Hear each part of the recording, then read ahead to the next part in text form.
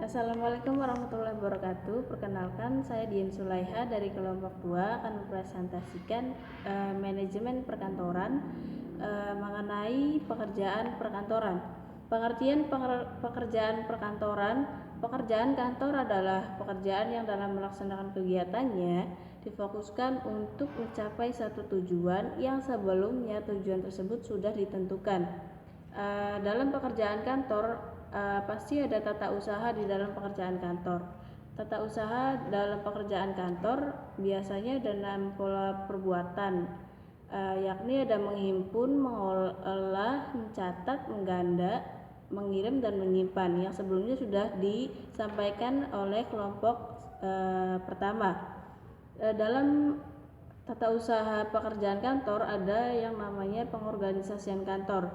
Organizing merupakan fungsi yang sangat penting dalam manajemen. Kemampuan untuk mengorganisasikan secara efektif sangat besar nilainya dalam hal mengembangkan perusahaan.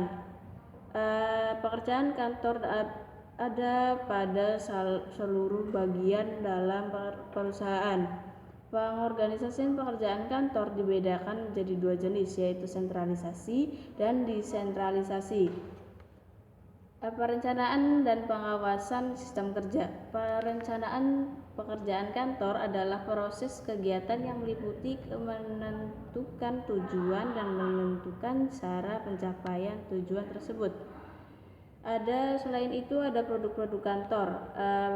Kesuksesan sebuah perusahaan sangat ditentukan oleh hal-hal kecil yang menunjang kegiatan operasional perusahaan tersebut. Sebagai contohnya, pada kenyataannya, kualitas alat tulis memegang peranan paling penting dalam menentukan kinerja perusahaan.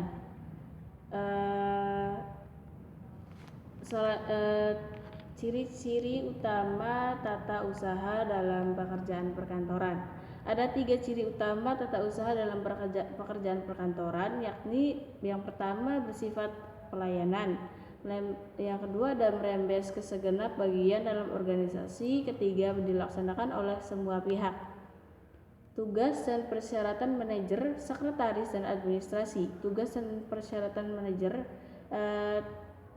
Tugas manajer menjamin sumber daya kantor digunakan secara efisien dan efektif, menjamin bahwa sumber daya memadai dan tersedia, menyiapkan anggaran dan estimasi, menegakkan sistem dan prosedur kantor, mengatur perekrutan, seleksi, dan pelatihan personil, menjamin sistem berjalan dengan efektif, menegakkan dan mempertahankan sistem formal dan informal, mempertahankan efisiensi jalannya perkantoran.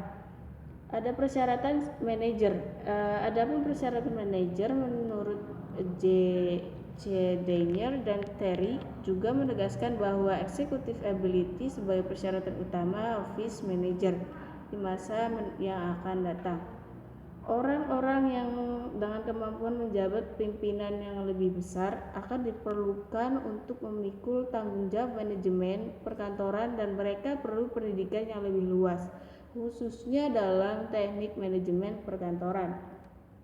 Adapun seorang manajer, persyaratannya adalah pertama harus mempunyai kemampuan berdelegasi. Yang kedua ada keterampilan teknik, harus mempunyai keterampilan konseptual, keterampilan kepemimpinan, keterampilan motivasi, keterampilan membuat keputusan, dan keterampilan perencanaan. Tugas dan persyaratan sekretaris. Adapun tugas seorang sekretaris adalah menerima dan menolak tamu dengan sopan, memberi dan menerima pesan baik secara langsung maupun tidak langsung, menyusun jawaban rutin untuk surat dan memorandum, memberi tanda baca dan gramatika sewaktu dikte, mengurus sistem arsip, dan lain sebagainya. Ada persyaratan seorang sekretaris, yaitu ada persyaratan pendidikan dan pengetahuan, persyaratan keterampilan, ada persyaratan kepribadian. Ada selain manajer dan sekretaris terdapat juga tugas dan persyaratan administrasi. Tugas administrasi pelayanan, kebersihan, keamanan, pelayanan tamu dan telepon, pelayanan kepegawaian. Ada juga pelayanan kepegawaian tadi, dan pelayanan umum maupun pelayanan surat menyurat dan ekspedisi. Sekian presentasi dari saya, dan kurang lebihnya mohon maaf. Billahi taufiq wal hidayah. Wassalamualaikum warahmatullahi wabarakatuh.